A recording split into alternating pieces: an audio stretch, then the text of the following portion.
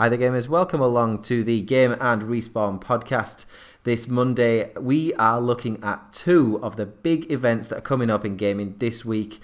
We're looking at the PlayStation Experience, and we're also looking at the Game Awards that are both at the later end of this week. I think it's Friday and Saturday. I'm here with the good man, David Game. How are you doing, sir? I'm fine, thank you very much, Ross. How are you? Very well, sir. I have had a very, very good week of gaming and getting some stuff done, which we'll get into later. We'll also be bringing up later in the show your favourite part, David. Peruse the news. Yes, peruse the news. David will be going around all the different newsy things on the web and contributing to the end of the podcast with a load of stuff that you might have missed over the past week or few days, as it is difficult to pick everything up with all the other stuff we've all got to do. And we're also going to discuss the games we've been playing, reviewing, and things we've been doing on mygameslounge.com as well. So get yourself over to mygameslounge.com and see all the cool stuff we've been doing, including news, reviews, and lots of opinion articles. Now, let us start with the Game Awards. David, have you watched the Game Awards over the past few years and the way it's been stepped up? Yes, I watched last year in particular because Greg Miller won the trending game of things. Yeah, that was a big thing that I was following for ages. Were kind of funny. So yeah, I'm not too clued up on what's actually going on though, Russ. So like as I said, when we spoke before the podcast, you've got me completely like here. I am ready to hear what you're going to tell me. That is good. I will add to that. Yeah, I've been watching them since they stepped it up from what it used to be. I think it's quite the show now. And heading up the show, let's not mess about. Let's go in for Game of the Year. We've got some nominees for Game of the Year here, officially from the Game Awards website. Doom by ID Software and Bethesda, of course. Inside by Play Dead. Overwatch by Blizzard Entertainment. Titanfall 2 by Respawn and Electronic Arts. And Uncharted 4: A Thief's End by Naughty Dog and Sony. As we go through this, you will find that Uncharted 4 comes up a lot, and they might as well just call it the Uncharted 4 Awards. But yeah, those are the games on offer, David. I've not played them all. I played some. Which ones have you played, and which ones do you think stand out? Okay. Well, it was obvious Uncharted was going to be there. Inside, if you've been listening to any of the people pretty much talking in, like, you know, the general circles of IGN and GameSpot and, like, pretty much Giant Bomb, anyone that's played Inside is pretty much touting that as Game of the Year, as a cohesive package. Now, I haven't played it, so I was actually looking at it earlier today on the PlayStation Store because I've got a bit of money. I thought, you know, what is it, 15 quid, I think? It's reasonably priced, yeah. I'm considering getting it as well as part. I didn't see it in the Black Friday thing. Yeah. I think out of curiosity, we should definitely, for the sake of, like, if it's being touted so much as Game of the Year, we kind of have a weird responsibility to be aware of it at least. That would be good. I think we should both play that one, actually. I'm going to try and catch up on it because it's the only one in the list that I'm not fully aware of, but to see it's nice to see a game of that stature amongst the big devs. You know, you got some big devs there, and Inside's just saying, yeah, come on then, bring it. What was the last one they did? Wasn't it Limbo? Was it Limbo? Yeah, I believe it may well have been. And I think that was in a lot of conversations for the same situation, for the same interpretation of it and how interesting it was. And a lot of people were apparently the expectation that this was going to be another Limbo, and then everyone got kind of swerved in a good way on it, like it was not just another Limbo. And that's what I'm hearing. I'm hearing that the pacing's perfect. That just I've heard a lot of good things about it, so I am thinking of picking it up. When I say I have the money to buy it, I'm like, I kind of have the money to buy it. It's one of those ones, mate. Where this is the man, ladies and gentlemen, in the gamer audience there, who is about to get the collector's edition Final Fantasy with the big effing statue, which is part of the reason why I don't have 15 quid to buy Inside. Yeah, this is why he's being cautious. Most people are 15 quid for a game is quite reasonable, but not when you just spent nearly £200 on one. It's literally $189.99. Yeah, so this is why he's being cautious about what is a reasonable amount for a game. And yet, maybe I don't see as we are looking forward to Final Fantasy 15. I'm not sure how high in the Game of the Year conversations it's even gonna kind of get. I mean, obviously it's not going to be at the Game Awards Game of the Year conversations in that sense, because just there's no time for any of those people to play Final Fantasy 15. No. But it'll fall into next year. It's become one of those ones like Xenoblade was last year. It's like, as I said to you last year, Xenoblade should be honorary Game of the Year for me this year, because there was no time for anyone to get to it last year. I'm not going to give you a sneak preview, David, but we're going to talk Xenoblade later. Yes. We are going to talk Xenoblade. It is in one of the categories. Oh, what? Really? Yeah. Yes. Okay. We're going to talk Xenoblade. You can gush all you want. You can gush for it. Oh, I'm happy days, bruv. I'm happy days. Literally, physically, I am the happy days. He's a joyous man now. So yeah, of the ones I played Uncharted 4: A Thief's End. I played Titanfall 2. I played Overwatch, and I have started Doom. I did miss it at the time due to other commitments. But I will be playing it, and I have started it, and it is brutal.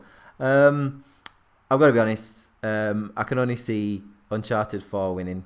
From a purely kind of what it brought a lot. I get that it's not perfect, and I still don't think they hit the heights of The Last of Us with Uncharted 4. But I just think from start to finish, it's exceptional. Titanfall 2 is great. The first, the single player story is great to Titanfall 2. The multiplayer isn't as great. The Overwatch, again, the other way around. There's no single player story, but the multiplayer is outstanding. And Inside is obviously being received very, very highly, but I cannot see Uncharted 4 not winning that, to be honest. I'm really conflicted here, because they are all understandable nominations for Game of the Year. They're understandable. I will not sit there and tell you. There is one game on there that I would tell you I don't think should be on there, and it's Titanfall 2. What happened with me, Ross, was recently I played Call of Duty Infinite Warfare. Ooh. I played the campaign. Yes, that I told you, because I wanted to be educated on this. It is a good campaign. It's a fantastic campaign. This is coming from someone that doesn't play Call of Duty, so maybe that's part of it, that I came into a Call of Duty campaign thinking, oh, Call of Duty, and it was great. And especially, this is after Titanfall 2, which I thought was really good, and I enjoyed it. And I heard what it was Colin Moriarty of Kinda Funny, who was saying that the Call of Duty campaign, and his exact words, I believe, if I'm not mistaken, were like, I can't even believe they're being mentioned in the same sentence, these two campaigns. And I had that knee-jerk reaction that you would have when you really enjoy something, like I did Titanfall 2's campaign. Like, what? What are you even on about?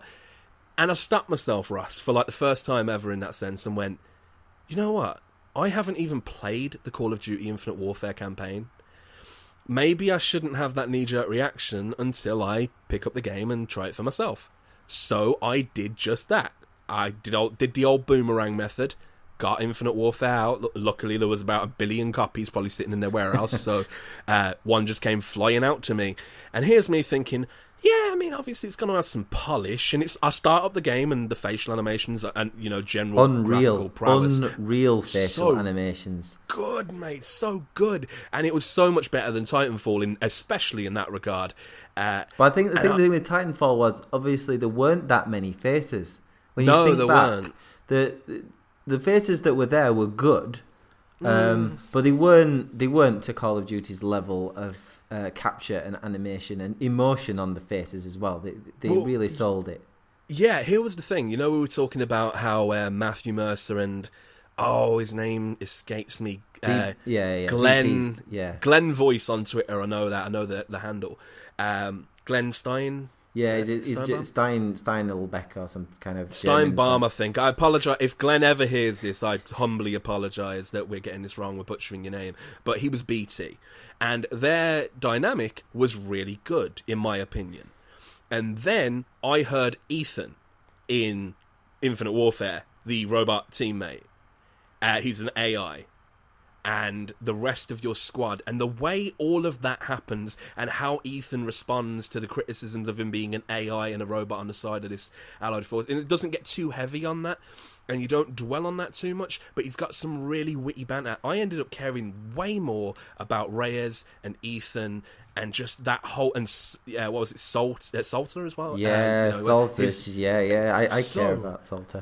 The whole, we all do. Like but she was also badass as well. She was so, ass kicker. Yeah, their relationship together. Do you know what it was? It was the level of platonic that wasn't forced, and it was so good to see that. And as good as BT and. Do you know what? See, this is how good the Infinite Warfare campaign was to me. I've forgotten the Titanfall protagonist's name, and like, I still know Matthew Mercer voiced him. Jack Cooper. Was it Jack Cooper? Okay, so Cooper and BT.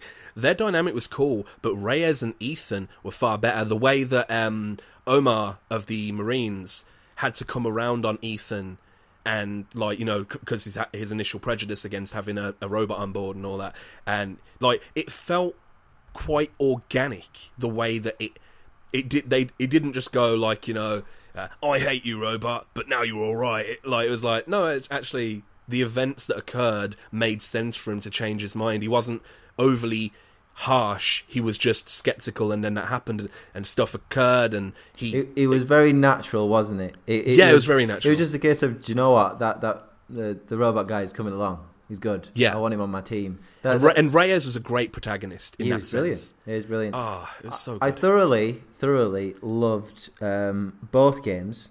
I do think overall Titanfall 2 is better because they recycled the multiplayer in Call of Duty Infinite Warfare. Massively recycled it from. I can't speak to that, so fair enough. Yeah, I understand. Black Ops 3. I think overall as a package, you're getting more with Titanfall 2, but not by much. However, campaign for campaign, it's going to be flavours of ice cream there. You're going to like one more than the other, depending on which side of the fence you're at. But if you want a really good, well-acted storyline, Infinite Warfare is exceptional. They did some serious work on that campaign, and I really think that the ending in particular was just spot on. Which we obviously won't talk about. We will not spoil, but if you're going to play the campaign, get to the end, because they don't cop out of it in any way, shape or form. They get to, there's a little, I think there's kind of a little undercurrent of message in there from Infinity Ward to the people as well, with the way it all kind of comes down to it in the end. There's no cheese involved. It's very, very, very good. And I like, if you go back to the start after finishing it, there's a few hints to where it all comes from as well. It's very, very good. I really enjoyed it. Every character in that campaign was compelling. I didn't have a problem with anyone in that campaign. Whereas was awesome. When we're talking about storyline-wise, when I was looking at Titanfall 2, as much as I did enjoy Cooper and BT, everybody around them was just not very good. Like, and maybe the leader of the mercenaries.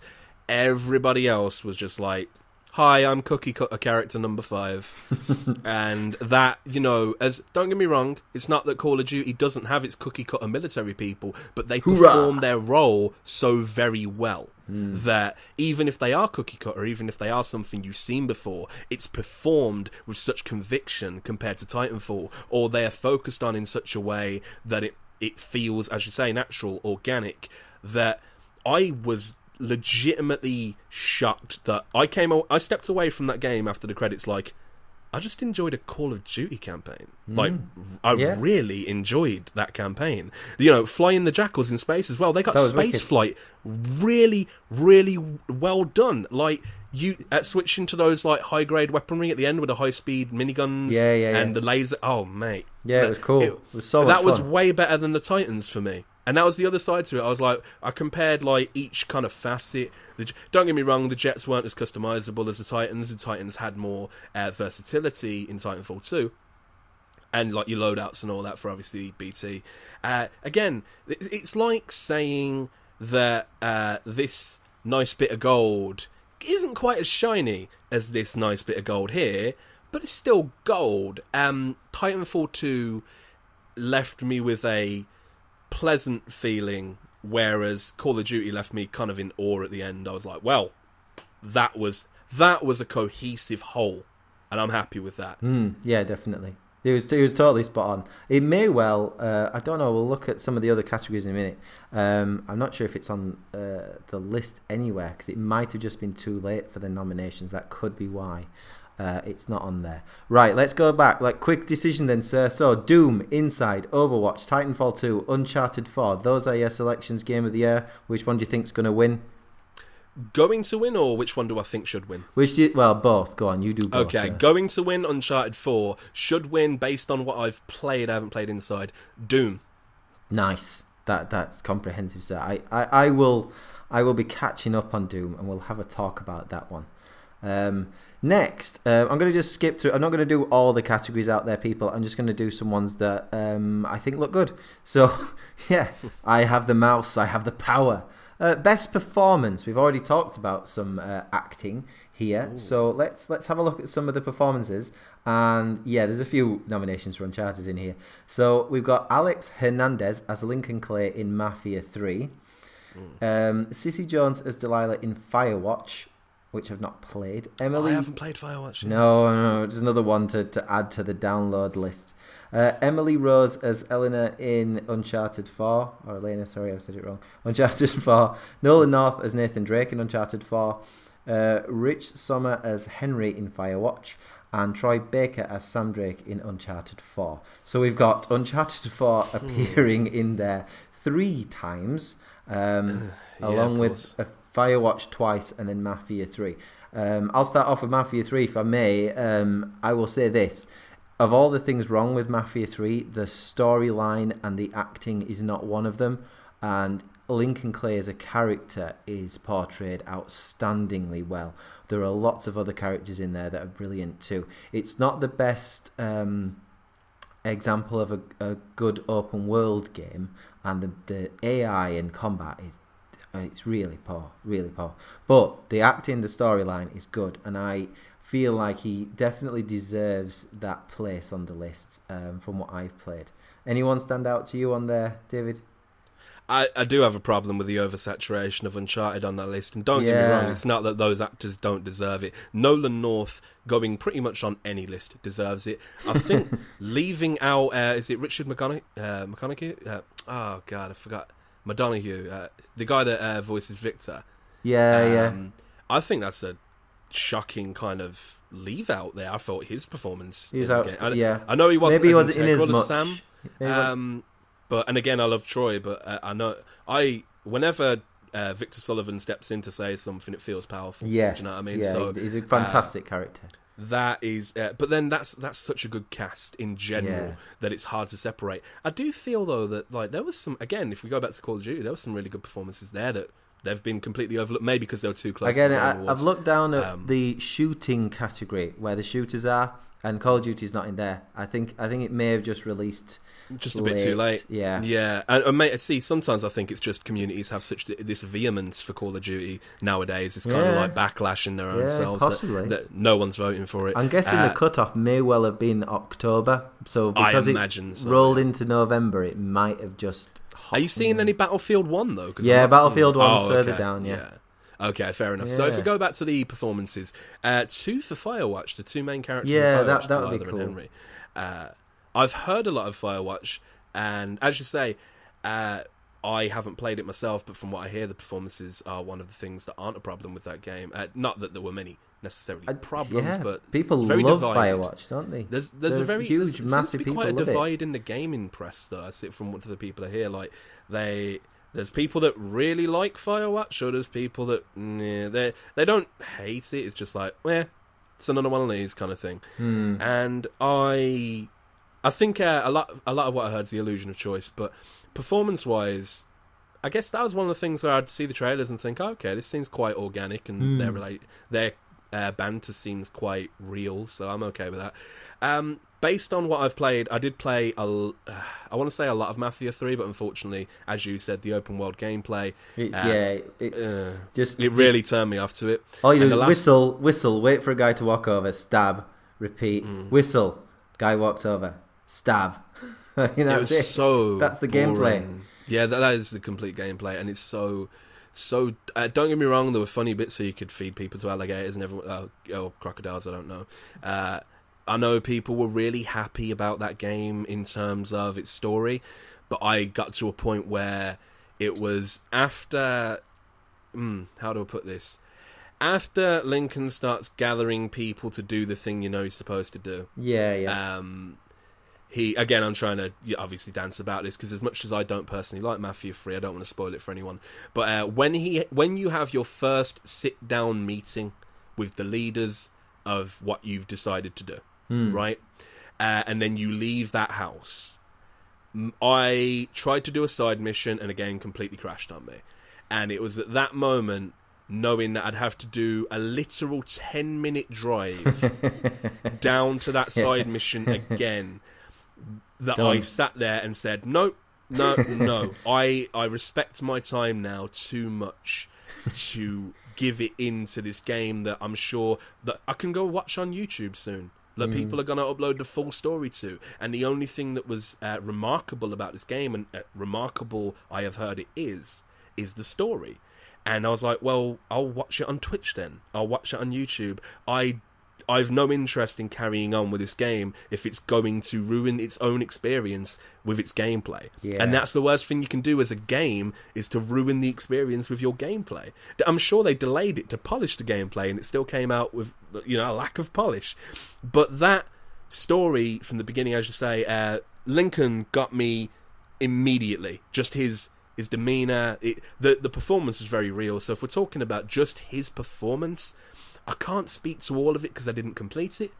So it's quite difficult compared to Uncharted 4, which I did complete. But that leaves us in a weird territory where, again, like you said, the Uncharted 4 awards, it might as well be, because it feels like, Yeah, it's very weighted. And I mean, I looked down the list. I don't know about you. We might differ between the game. I mean, I'm going to have to say Nolan North, because he literally lived Nathan Drake in that game. I thought throughout the series he's been excellent, but he just hit everything in Uncharted 4. The way he struggled with the situations going on, and the way he played that. No, I mean, Nolan North is masterful. There's no denying that. And Nathan Drake is Nolan North, essentially. Now, don't get me wrong, he's a million other things, I know that. But Nathan Drake you cannot have Nathan Drake without Nolan North. I think that's the inherent thing that's wrong with the whole movie idea, which I'm not going to tangent off too much into. No. It's like, well, I'm sorry, I like Nathan Fillion and people like that. I like, some of the actors they've actually brought up to, the idea of playing Nathan Drake. Maybe Nolan North. Do it like a Japanese import and dub. Oh wow! Dub Nolan North voice over whatever actor they get. That would be awesome. Nathan Drake. That is literally, I believe, my name is Nathan Drake. So again, it's been a while since I checked my Japanese, but I'm gonna go back to that at some point. The point is, Russ, I think the real question, unfortunately, and I say unfortunately, they're great actors, but I feel like it's lacking diversity, this part of it. But still, I think it really does come down to Nolan North or Troy Baker. Yeah, Drake, you could argue either, to be fair. I know some people could say Elena. Elena was awesome. For me, she was awesome. She wasn't there enough to warrant. I agree. I think nowhere near where maybe I'd say in Uncharted 2, I might have said Elena. She does really well for the time she's in there, but again, much like Victor Sullivan, she's not there quite enough. She's more of a catalyst to Nathan's current feelings and his guilt, and I think she doesn't feel like a placeholder character, or she doesn't feel like this token female character. She never has. But in this game, more so than any game before it, I feel that she's more of a catalyst to how guilty Nathan is making himself, and this turmoil that he's going through, struggling between this family life. I think Sam and Nathan have a much larger role and impact on the story this time around. They're going to battle it out. Maybe they could just do some kind of fight and just see who wins and gets the trophy. Troy versus Nolan, just beat it out inside of a charity boxing ring kind of thing. Let's do this. Just if you're not from the UK, you won't understand this reference, but Harry Hill style, just get them, out, fight. You look, that is Harry Hill's TV burp. Yeah, look up Harry Hill, TV Bear fight. You'll get what we're talking about. You'll get stupid. a whole Very load of stupid. YouTube. Yeah. I'm going to say, for devil's advocate's sake, Sam. Yeah, I'm going to go with Sam. So.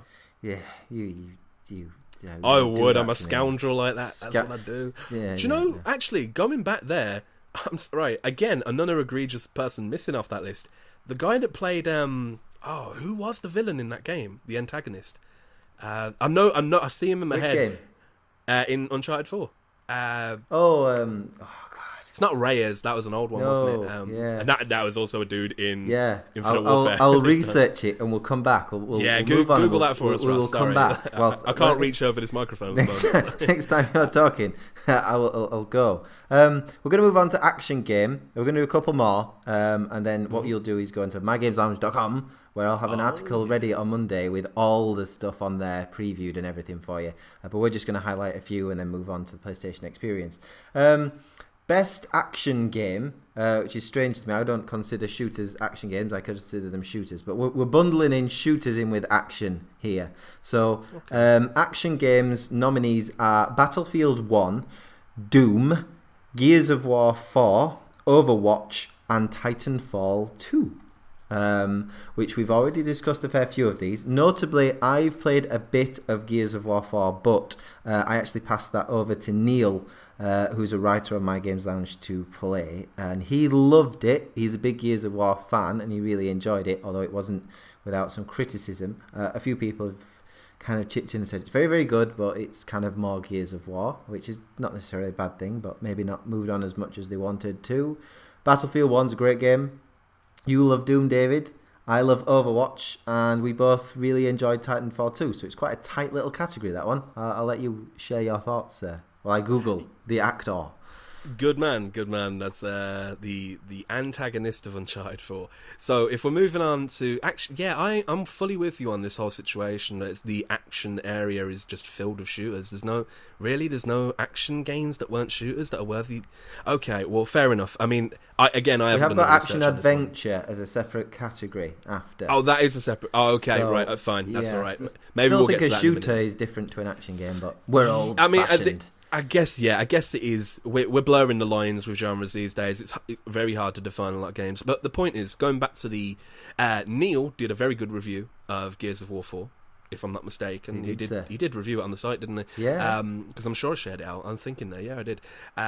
So I would humbly request that our audience, if they can, go check that out, because that was a good review. If you have played Gears and would like to kind of, bounce your thoughts after somebody else's, Neil did a good write-up there. Gears of War 4, I still have to play. Unfortunately, I did not have enough money to pick up any of the Black Friday deals of the Xbox One, the Xbox One S. There were some good deals, man, but I just do not have 230 quid at the moment, which is unfortunate.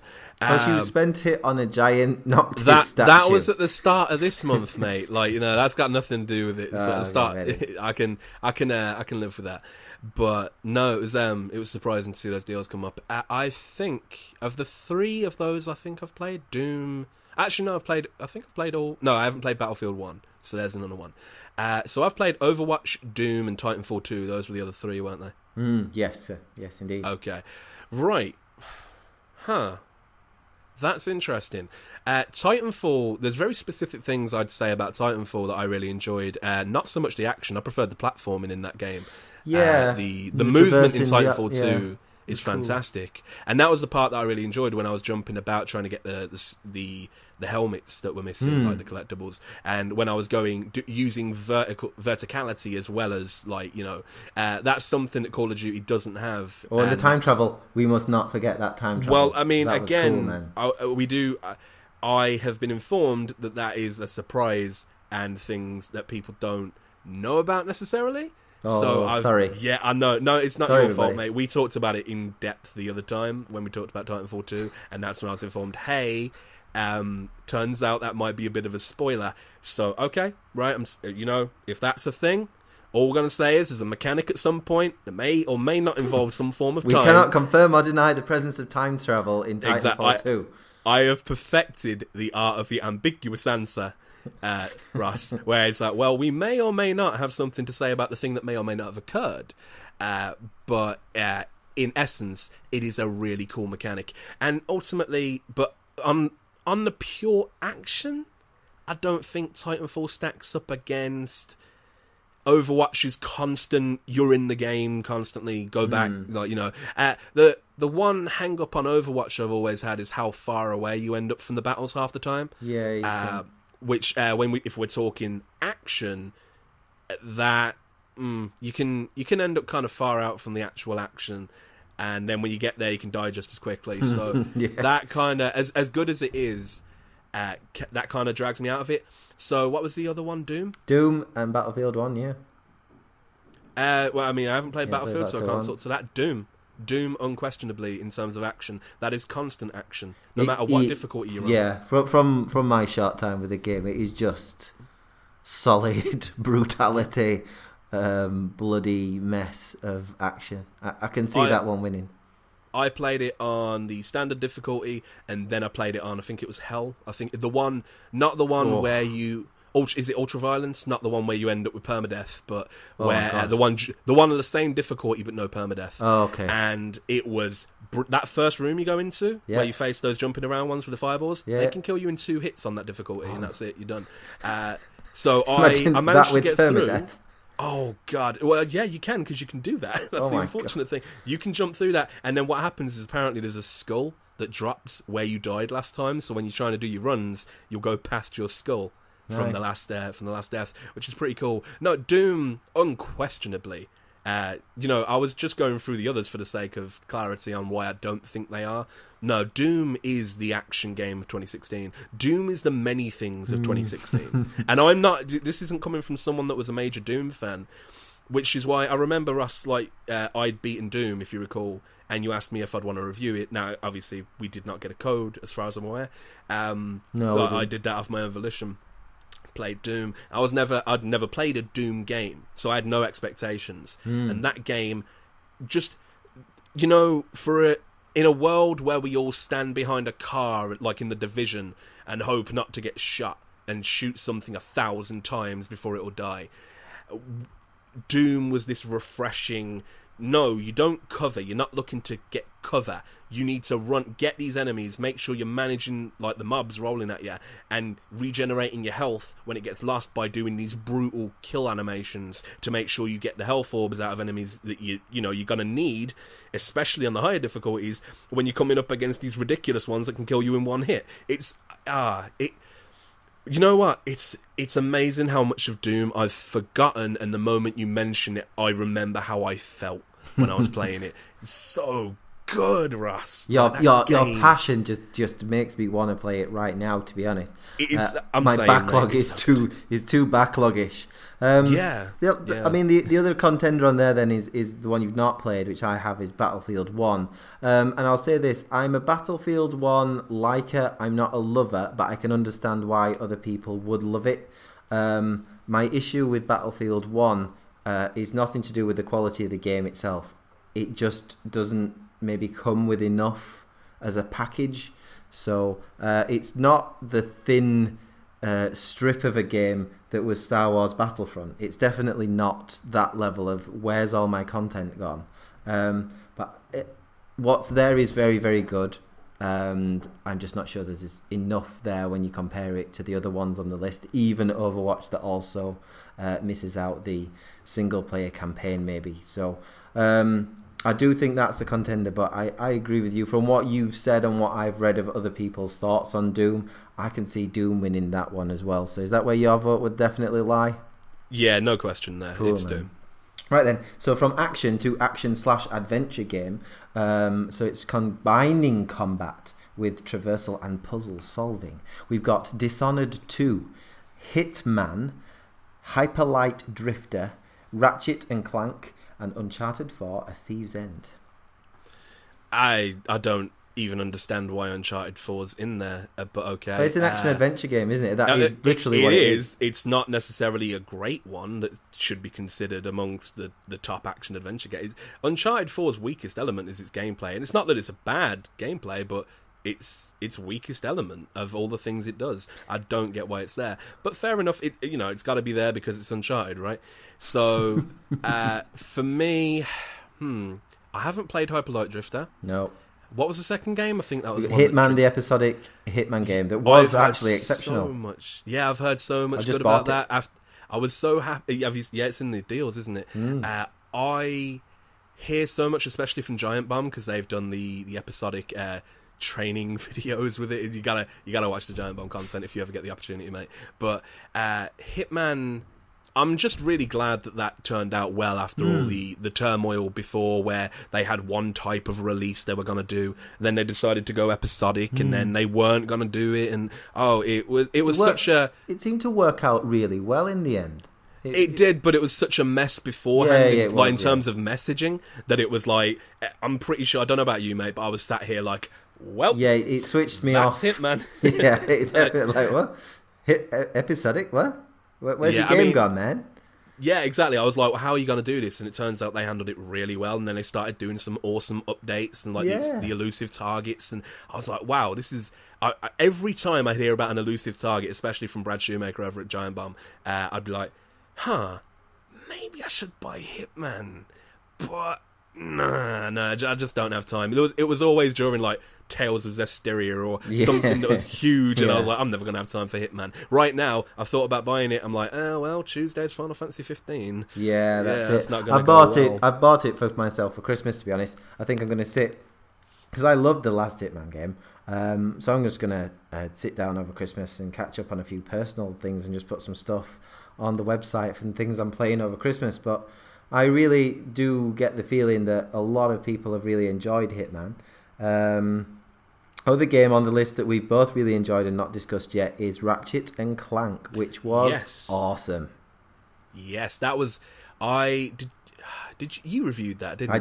I did. I loved it from start to finish. I remember playing it before, like I managed to beat it before you because obviously I had more time, and I remember talking to you about it, saying how hooked I was and how awesome this game was, and I was sat there like, but Russ, I'm pretty sure you got the code, didn't you? If I'm not mistaken, or did you buy it? I can't remember. I think you had it. I feel like you had a code from. I may well have got a code off Sony for that one, but I might have bought it. I can't remember.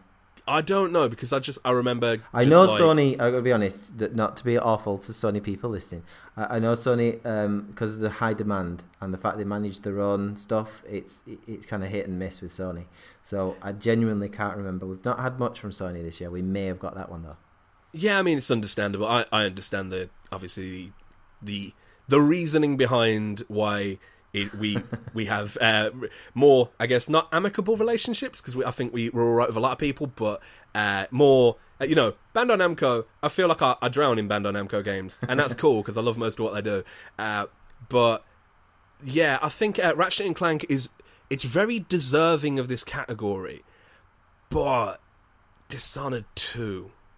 This is the thing. Do you know, if you hadn't said Dishonored 2, Ratchet and Clank could be doing really well for me right now. And Ratchet and Clank, I played through that game twice, did the New Game Plus, which just the whole game's so good. And again, coming from someone that is not aware of Ratchet and Clank's legacy, I got that game thinking, hey, it's going to be it's a cutesy 3D platformer. I haven't seen these in like ages, and I've personally never experienced them in the time due to the amnesia and stuff. So, this is... okay, and the moment I was able to fly on that one planet, when I was flying around with a jetpack, I was like, "Oh my god, this is incredible!" And you had the disco blaster. That was just awesome. The Groovitron. The Groovitron. The best weapon. What I loved about the Groovitron, like the most, was that it didn't matter which enemy you used it on. I loved that they didn't cheapen it by saying, "Oh no, this guy's too big; they're immune to it because they're a boss." Even the bosses would just like start busting out some moves, and it was really, really funny to just like some of the moves that they would come out with. These boss characters was brilliant. I loved it. So if we're talking action adventure, that game is definitely worthy of the conversation, no doubt. And in fact, actually, I'd say that game had a really nice story to it that apparently was a really good nod to fans of Ratchet, and I didn't know that, because Captain Quark retelling the tale of Ratchet from his own perspective, I guess. But I don't know any of that, and I still found myself invested, so you didn't need to be a Ratchet and Clank fan to get into that game. I think they did a good job. I mean, not even just a good job, a fantastic job all round. And that's Insomniac for you. Yeah, Insomniac I cannot wait games. for that Spider-Man game they're making. Oh, God, it's going to be good. I really thought that was going to be Sucker Punch, because of Infamous, but no, it turned out to be Insomniac. Very good. But if we're talking between that and Dishonored 2, as much as that's quite difficult because I love the inventiveness, and I don't think that's an actual word, but how inventive Ratchet and Clank is with its weaponry and it's the approaches you take. I love the pixelator shotgun style weapon. Yeah, I think that was my weapon of choice. That was cool. But ultimately, Dishonored 2, I think it's just a better game to play. If we're coming down right down to the wire on it, Dishonored's gameplay is masterful. Just almost unbeatable in terms of how fluid and just actionable everything you do is. The number of approaches you can take to any given situation in Dishonored is just phenomenal in a way that I think it's really difficult for any game to measure up against in terms of pure gameplay. And here we're talking about a category of gameplay, action adventure. Yeah, I think Dishonored 2, when it comes down to it, people are kind of hung up on the fact it's maybe not as good, arguably, as Dishonored 1 from people's perspective, mine included. But yeah, you just, this category is all about combining combat with traversal and problem solving, or puzzle solving, it says here. Now, Uncharted 4, great with the traversal, really good puzzles to solve in there, and a great story element, obviously. But the combat is fairly standard cover shoot. Not really. Yeah, it's cover shoot. It's weak combat. Yeah, it's not moved on so much. Ratchet and Clank is a fantastic game. I would say that's of those categories. It gets so many of them right because it does do quite a number of those things really, really well. But no, for me, I'm with you, Dave. Dishonored 2, it combines combat with traversal with puzzle solving, and obviously the puzzles to solve are your assassinations. It's not even clear this time whether I got to a point in one of the missions where I didn't see the way to not kill this person, because I hadn't explored enough. And I restarted. I was like, no, I don't want to kill that person in particular. I want to try and figure out what the thing was, because there's just so much choice. You can jump into things, you can jump out of things. So yeah, I think Dishonored 2 is going to be a difficult one to beat in that category. Are we all right to move on to role-playing game as the last one before most anticipated? Yeah, that's fine. I think so. Were we deciding if, personally between ourselves, Dishonored 2? I think so. Do you think again, so? for all the things that we said about Dishonored 1 being a better game from the narrative and certain level layouts, I think from a pure gameplay perspective, playing as those characters, Dishonored 2 actually improves upon Dishonored 1. It's just if you improve upon Dishonored 1, which was one of the best games to play, you've improved upon something that I didn't think you could improve upon. So, there were very few things I thought you could do to that game to make it play better, and you did. So, unfortunately, as much as super honourable mention to Ratchet and Clank, but definitely. Dishonored 2 is the one. Cool, man. Right, best RPG game. We've got to talk about this for obvious reasons to you in a second, and then we'll do most anticipated game. We'll try and do that quite quick. Dark Souls 3. Which you played. Mm-hmm. I always say this wrong. Deus Ex or Deus Ex. Deus Ex. Mankind Divided. The Witcher 3 Wild Hunt Blood and Wine add-on pack. World of Warcraft Legion. Xenoblade Chronicles X. Watch him go, people. He's off. Okay. This just became quite difficult. See, now I'm having to try and put aside what is a genuine personal, absolute adoration for Xenoblade Chronicles X. Which, by the way, I'm not sure if we got to the news last time. Obviously, I know you weren't around, even if we did. I might have actually skipped out on the story that Xenoblade Chronicles X is, rumoured to have a port come into the Switch. Yeah. I was like, that's definitely been something muted around. I don't know if it's from Nintendo themselves, but word on the street is Switch. They would be mistaken not to put that on the Switch. That is a beautiful experience to do. Like that, to have that in the home and on the go. Oh, you know, all the people that told me they just don't have time to sit down with Xenoblade, and it's fully understandable that you wouldn't on the Wii U. If you can take that with you and play it on your lunch breaks and just, I'm lost You for can't words on even how find awesome. full words to describe. For me, that is the game where you may recall. I mean, I did before we had the weird system where we had to have an aggregate scoring for a little bit, Russ. If you remember when we changed the website and it forced aggregate, that game had a 10 from me. Like, even despite, you know, some of the I guess occasional frame rate issues and like longer loading screens because of the Wii U. Only in one particular place when you had to go into one building, because the rest of the world was fairly seamless. And even as you flew around the world in your Skell, which was your big robot that you eventually got, and you eventually got the flight module to fly in it, which was accompanied by an awesome little techno-pop Japanese song that was sung in English, and I was like, oh man, it was so cool. And I still listen to that soundtrack on YouTube. I really do. That game is such an expansive experience, and like just the approach. The only regret I had about Xenoblade Chronicles X was that it was stranded on the Wii U, which was a console that not a lot of people bought. You know, officially, not a lot of people purchased. That's a fact. Compared to other consoles, especially. And if that would have lived on a PS4 or, you know, even the PS3 at the time and the Xbox 360, but then again, we were moving on already, weren't we? So it would have been PS4 and Xbox One. If that would have lived on either of those consoles, the amount of praise that probably would have been lavished on that game, I've heard reasonable criticisms of the game that I can appreciate. You know, as I said, like, you know, the amount of popping when you're moving fast throughout this world that, you know, doesn't require a loading screen half the time, Russ. You know, that's the other side to it. It's been like, oh, all this popping. I was like, mate, I'm flying over 4 different continents with no loading. What are you talking? Fair. I understand you're upset about the popping. Right, but so, I mean, let's go back a second. Sorry, here. yeah, go on. Think about the no. You're spot on, man. Because how many games that are amazing, made by giant publishers, get away with popping? Grand Theft Auto 5, popping. Mm-hmm. Yep. Skyrim, popping. Fallout, all of them, popping. Yeah, every single one of these. Throw a rock in Bethesda Studios and find a game without some pop. You know, I mean, let's just be honest now. They're trying the best. I mean, The Witcher 3, amazing game, beautiful open world, popping. You know, they are not going to get rid of it because you're a human being programming a game with draw distances and all these things that make up this open world engine. And sometimes there's going to be a bit of lag, and something's going to go. Pop, there you go. I mean, it's not their fault. They patch it. Let's just get over it, shall we?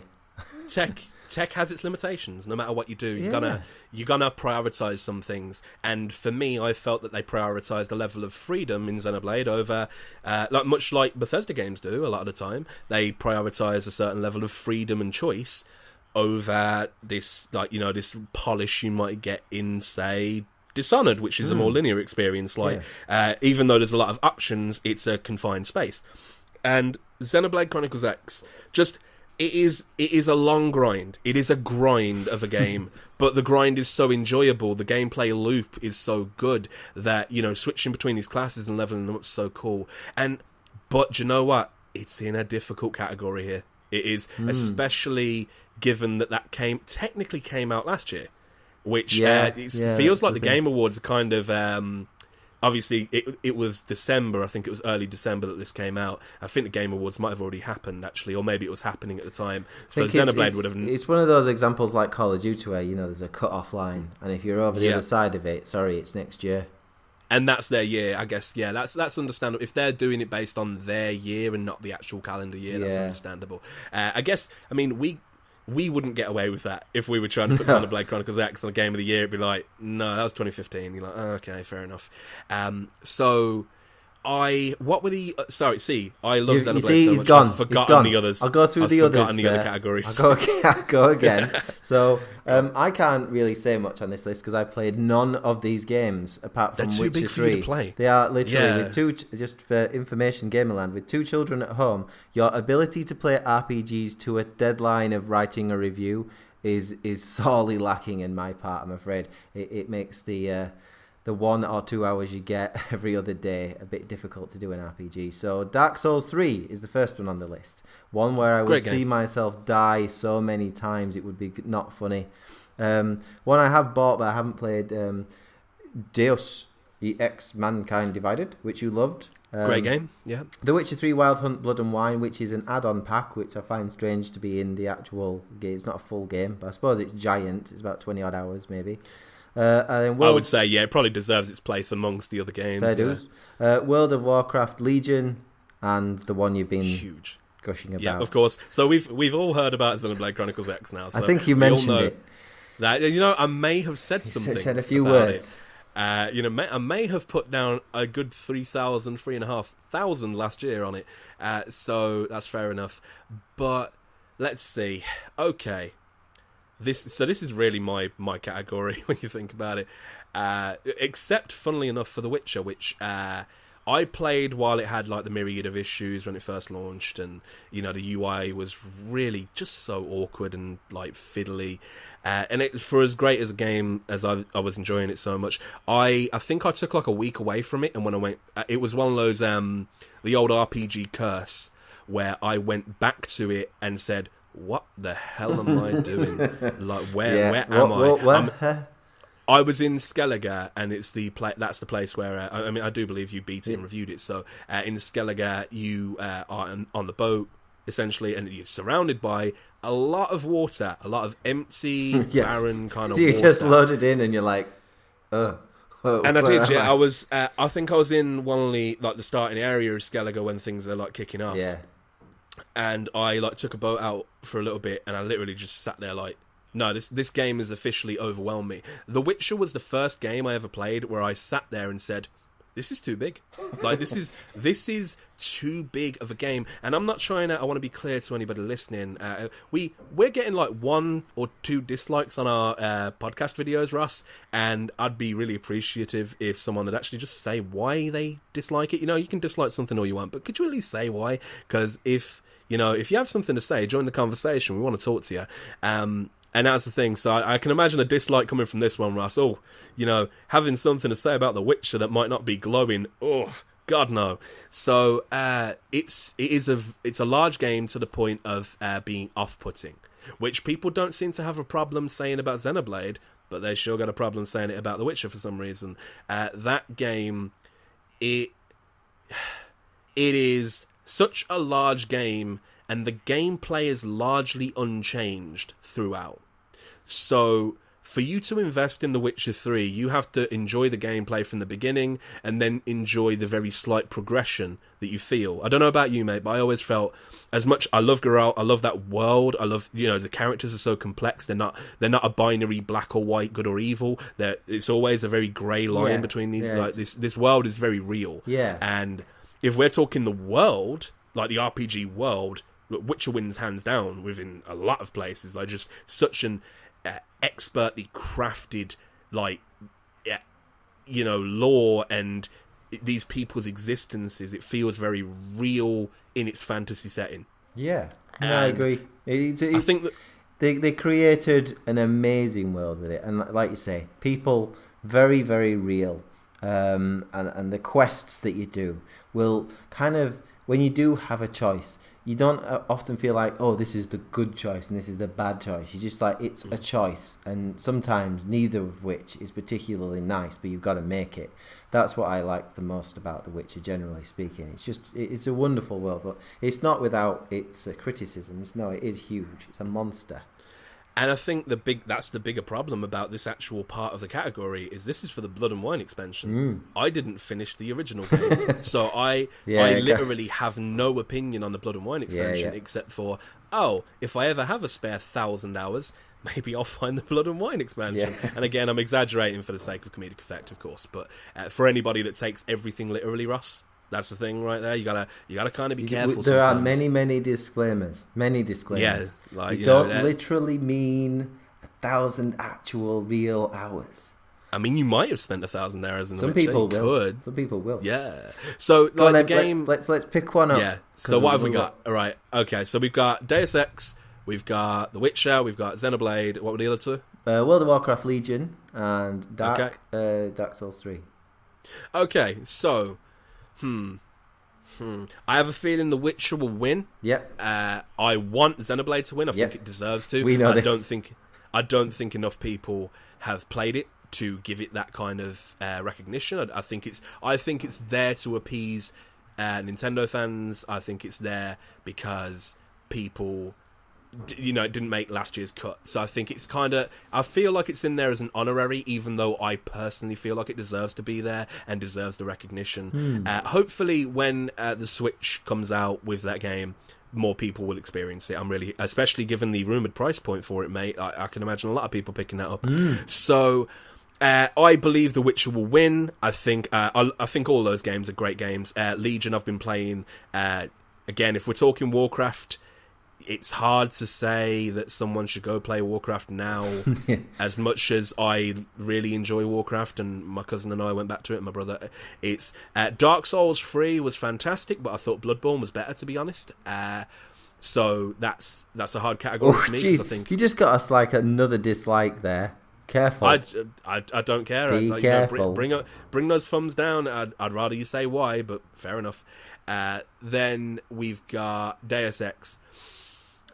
Just doesn't measure up in terms of an RPG compared to these other games. I think it's I love Mankind Divided. I feel the story was weak, and that's integral to an RPG. And it wasn't terrible. It was just a bit weak. Is it not? Obviously, I haven't started it yet. Is it not a more, when you consider role-playing games now are generally more action RPG, and then it's just a balance of what the action is to what the RPG is? Would you say that Mankind Divided is more of a action heavy RPG compared to the others? Yes, I would do. The other side to it more is that if you're taking Mankind Divided is a much better Human Revolution, right? So that is the thing there where it still has a lot of the flaws from Human Revolution. The original pitch for Mankind Divided sounded really interesting, the idea of this mechanical apartheid between the people, and it was going to deal with these things with this kind of grit and realism, and it legitimately feels like things get a bit shallow in terms of that. It's like, oh, well, I hate the robot people, and like, well, we've decided to hate the real people. And it's like, it gets to the point where it's like, as cool as Adam Jensen is, and he is cool, I'm not fussed what anyone says, Adam Jensen is an awesome character. That game world, if we're talking worlds, you're gonna put that against The Witcher in any way, shape, or form? No, I'm sorry, it's just not gonna happen. So no, The Witcher will probably win. Given, if we're talking RPG, that probably hits people right in the core, and that's speaking for someone that's never played Blood and Wine. I can probably still say that, as safely assume that'll win. But my vote goes to Xenoblade Chronicles X. It just of course it would, sir. I didn't think anything else. Right then, let's move on to the last one, and then we'll talk about PlayStation experience and what we want from there. Most anticipated game is one that fans can vote for on the Game Awards website. If you're watching this on mygameslounge.com, we've got links to everything on the articles. So just click away and have a look around. Most anticipated game coming up. We'll just pick which one we think. I think David will move on, but God of War by Santa Monica and Sony, Horizon Zero Dawn by Guerrilla and Sony, Mass Effect Andromeda by BioWare and EA, Red Dead Redemption 2 by Rockstar Games, and The Legend of Zelda Breath of the Wild by Nintendo. Which would you pick, sir?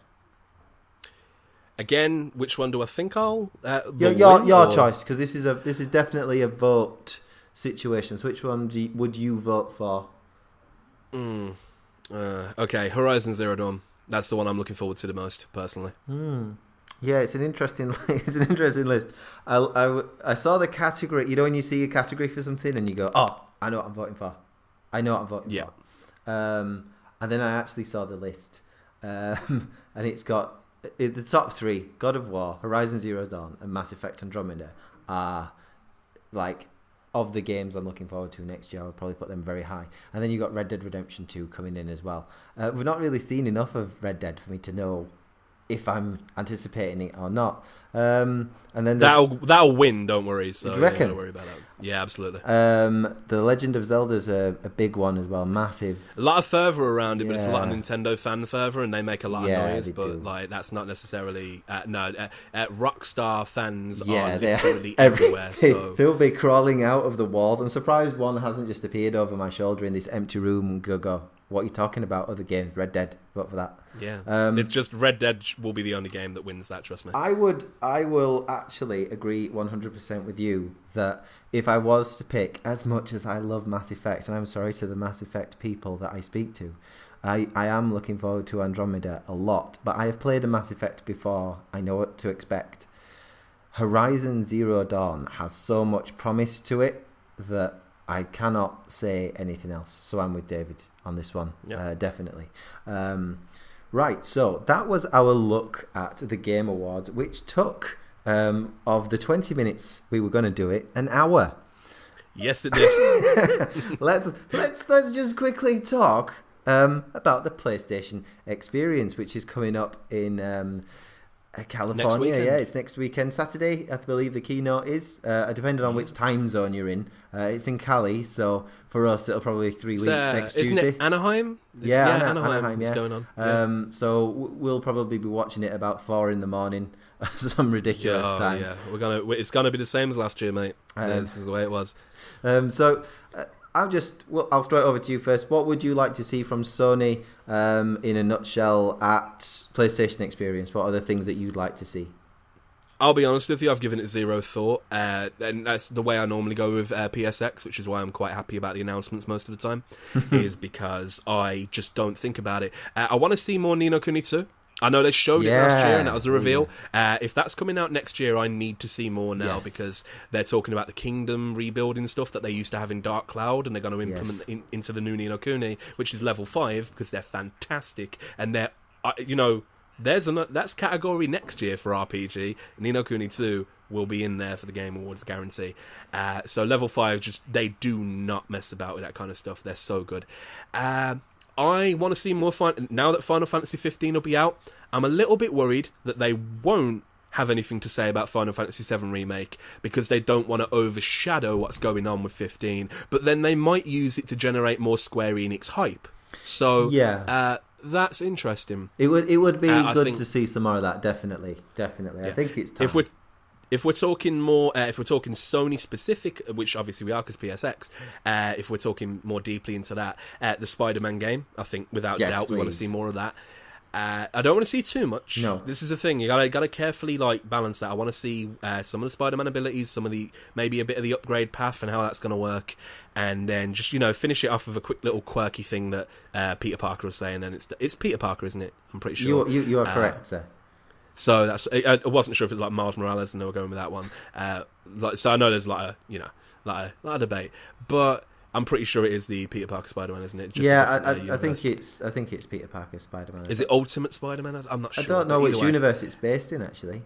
I'm not too well versed in all those different ones, so I'm kind of like, oh, who is this? And I'm sure people, again, if you're in the comment section, we don't know much about comic books. But I don't know about Ross, but personally, I know about them from years and years ago, but obviously I'm older now and I haven't really kept track. I know there's obviously lots of things with cloning. When they don't know what to do in comic books, they just clone everybody, and then every clone gets mixed up with other clones, and we don't know who the real one is, and everyone could be a clone, but then Peter Parker's Peter Parker, but he isn't. He's actually a clone of Peter Parker. Everything gets confused. Right. I mean, I don't know how accurate those statements are, but I have no idea. So either way, I know that that was where I lost it, man. Apparently, a Spider-Man was a kid called Miles Morales, who I believe is black, maybe Puerto Rican. I'm not sure. Interesting. So, but I'm pretty sure that it's not this one in the game. I think they're going more traditional with it. Yeah. So, fair enough. I'm looking forward to seeing more of that.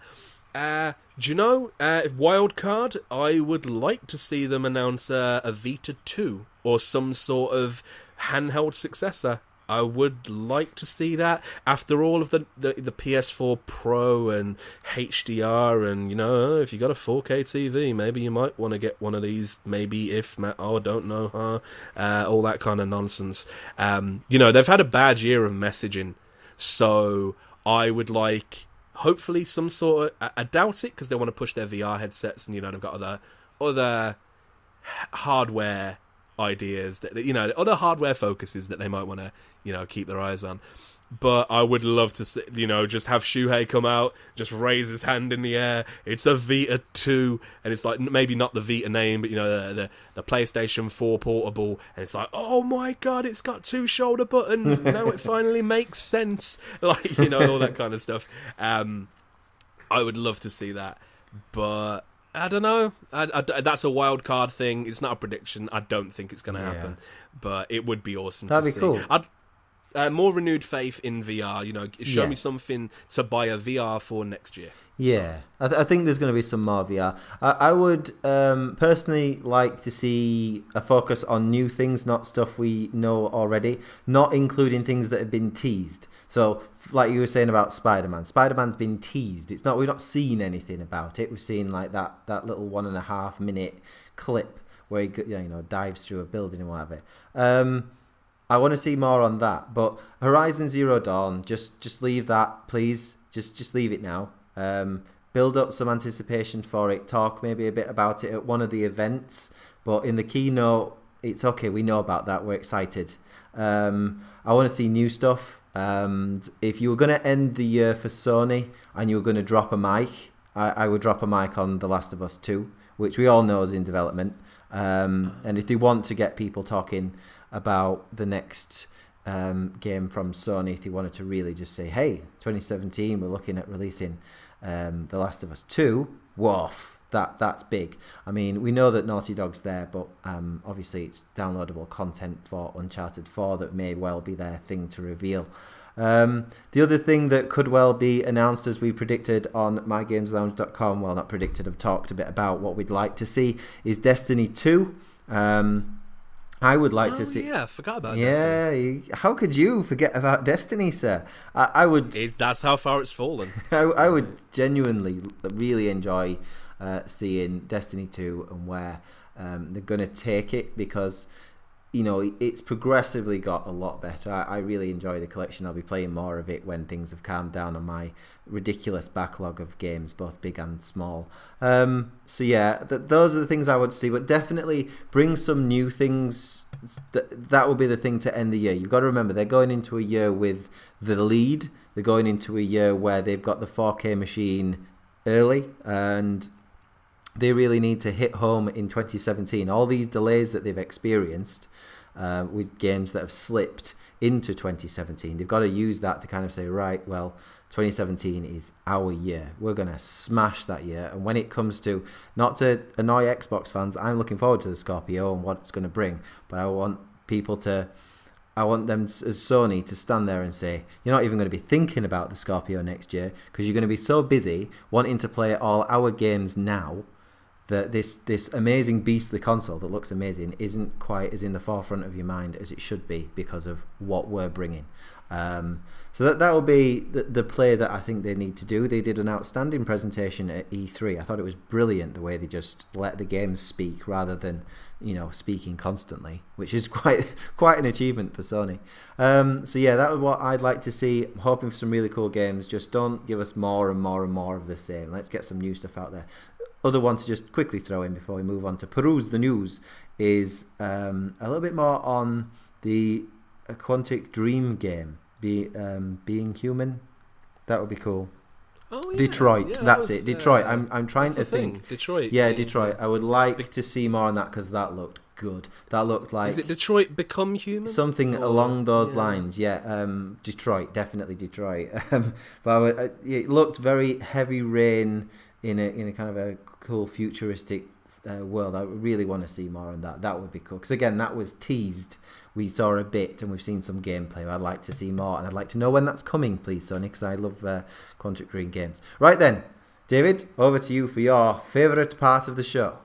Yes, ladies and gentlemen, it's time for Peruse the News. So today we have 5 stories. I like to keep it at a nice tidy 5, Russ. I try my best to do that. So we have right now, over at IGN by the IGN staff, so it's a collective effort. Best Amazon UK deals, best PlayStation deals, best Xbox One deals, 4K TV deals. So basically all the Black Friday stuff that's going on, you can go find that over at IGN. There's stuff like, a PS4 Slim 500GB with Uncharted 4, which is a Game of the Year nominee, ladies and gentlemen, for $194.99 over at Zavvi. Plenty of deals on that. Again, just to make sure that we're covering all the bases for a second, Ross. We also have Black Friday Xbox One deals for £200 with Minecraft, which is a 500GB console, and Forza Horizon 3, which is... They don't actually say where this is, so I'm clicking this link for a sec, Ross. This is at Amazon. Cool. So you can. There are some very, very good deals out there for gamers who want. There really are 12 months. 12 months Xbox Live, mate, for $24.99. That's a really good deal. You can go check that out. Anyway, IGN's got that whole page, so you can go check that out. We'll have the link in the description on the YouTube video. And actually, I've just realised this is going to be irrelevant because it'll be Monday. So this news is pointless. Well, there's the wrong kind of news. A lot of the as David Game is alluding to the offers. We do record this over the previous weekend and then release on the Monday. But there is Cyber Monday, so chances of these deals carrying on. A lot of the Amazon stuff is carrying on over the weekend and into Cyber Monday. So that's absolutely true. Not so it could still be relevant. Irrelevant, guys. So just have a good look at what's there. Basically, Monday, guys, there's going to be some deals, and IGN will probably post some, so go check them out. We'll put some links on the article on mygameslounge.com for you all. Now, in some news that hopefully won't be outdated by Monday, Polygon.com, Michael McWhirter, once again, says Koji Igarashi's Bloodstained adds 2 new developers. Inti Creates' involvement in future development unclear, so I believe Inti Creates the people that had a hand in Mighty Number 9, which did not go too well. I could be wrong about the company, but still, I believe it is. Ex-Castlevania producer Koji Igarashi is bringing on 2 additional development teams to help complete his project Bloodstained Ritual of the Night, according to an update on the game's Kickstarter. Originally in development at Inti Creates, best known for its work on Mega Man, Azure Striker Gunvolt, and Mighty Number 9. I was right! Developers DICO, so Dico, or Dicko, and either way it sounds wrong, and Monobit have recently joined the project. Based on the update, we're so immature. That really made me laugh as well. So you can go and check out what's going on with Bloodstained as it adds 2 new developers, as Michael McWhirter writes over at Polygon.com. All of that from before us is going in some sort of outtake. I want to see how bad the laughing sounds, but still. Okay, so that's all I've got from Polygon at the moment. You can check out the 2 new developers, and whether or not Inti Creates is still involved with the project is unclear. Okay, so the next story over at, Eurogamer.net is Capcom Vancouver defends Dead Rising 4's super polarizing changes, apparently. There's new zombie types, boss characters, and the world. So, Edwin Evans Thirlwell, forgive me if I'm not saying that correctly, Edwin, if you ever listen to this. So, the story reads, the first Dead Rising is celebrated and despised in equal measure for its campaign timer, whereby certain events play out independently of the player over the course of the story. It's a system that obliges you to be in exactly the right place at the right time if you want to meet or save certain characters, learn the origins of the zombie plague, or simply uncover every amusing quirk the world has to offer. While rather grueling next to the wholly player-driven open world like GTA, the timer limitation lent itself to multiple playthroughs and created an unusual degree of tension as budding... Okay, so Edwin goes on for a while about what he thinks of Dead Rising. That's fine. Apparently there are polarizing changes. Go read that over at Eurogamer.net, because this is a lengthy article. Eurogamer.net don't do short, snappy articles either. No, they don't, and that's fine. They like their rich, deep articles, so you know you're in for a read if you get over there. But apparently there are super polarizing changes that I am unaware of. But from what I'm reading on the subtitle, new zombie types, boss characters, which I know they've had kind of like the strange, like, the psychos and whatnot in the games before. I'm interested to see how that goes down. Unfortunately, I am without an Xbox One, so this is the bigger problem at this moment in time. Anyway, moving on from Eurogamer.net, we're going to Kotaku.co.uk. Brian Ashcraft writes, obsessive anime comparisons between TV and Blu-ray versions. This is just a fun little thing that I saw.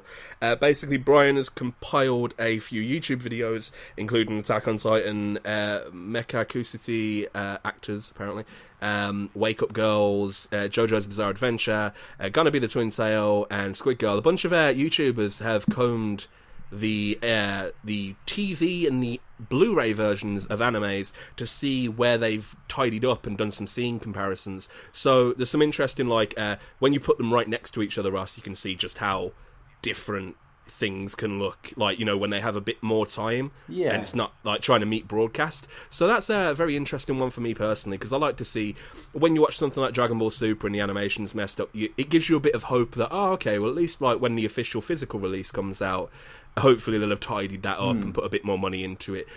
So yeah, it's an interesting look into, like, you know, when you think about it's an industry that's notorious for its like deadlines and overworking its people. So, you know, I'm always interested to see how much more effort goes into the official, like, the physical releases as opposed to the broadcasting product. So check that over, as I said, at kotaku.co.uk. Brian Ashcraft wrote that, and it's an interesting article. Cool. The videos are embedded into his article as well. And the final article, Russ, is that over at siliconera.com, the title reads, by Sato, Street Fighter V's Akuma reveal might not be what you expect in a good way, says Ono, which I believe is the series producer at the moment. It says, after the finals at the Red Bull grounds earlier this month, Capcom revealed that Akuma is joining Street Fighter V. However, Yoshinori Ono recently talked to Famitsu about how it won't exactly be what we expect, thanks to Event Hubs. Here's the little teaser from Ono in the Famitsu interview. Ono says, we actually never said that a new character is coming at all, we just said that people would be able to experience what we showed in that video, that's all. Famitsu then says, that's what it meant? Well then, at least we can confirm that there's something to personally experience at PSX. Ono says, yes, that's undeniable, but it's going to be something that betrays everyone's expectations in a good way, I think. Now, I'm going to leave the rest of that to Sato over at siliconera.com. You can go check that out. That's their Street Fighter V's Akuma reveal. Might not be what you expect in a good way, Ono says. Now, I don't know how I feel about Street Fighter V's had a bit of a turbulent thing going on, Russ. You know, I was thinking about it earlier while I was dithering about with my Game of the Year stuff. And yeah, that sounds weird to me, that, you know, the idea that Akuma might not be what you expect in a good way. Well, I mean, the good way is that he's going to be playable. So, that's what I expect as well, Russ. So, if it's not going to be what I expect, but it's going to be in a good way, what does that mean? Yeah.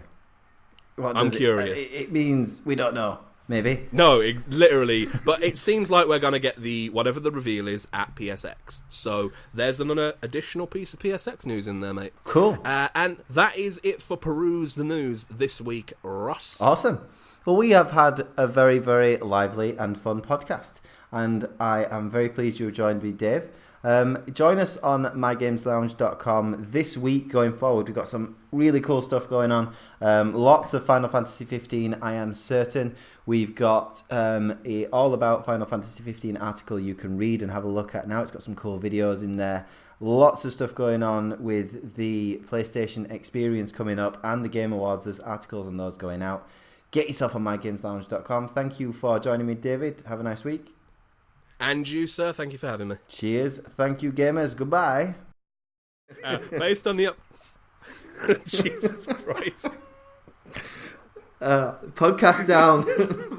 Podcast down. Oh, dear. All right. Sorry, guys. Continue, David. Continue with your professional coverage of the news. I'm still mid-coughing fit. You're going to have to edit this, man. You're going to have to actually edit this bit. Jesus Christ, my asthma's gone mad. Right. Yeah, right. Go. Wow. I don't think I can do the story.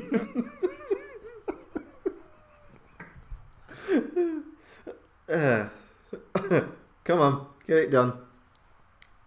I'm having to mute the mic. just to make sure that I don't. The Blue Yeti mic's got a little button so I can mute it. Okay. So picking up where it's left off. Jesus Christ.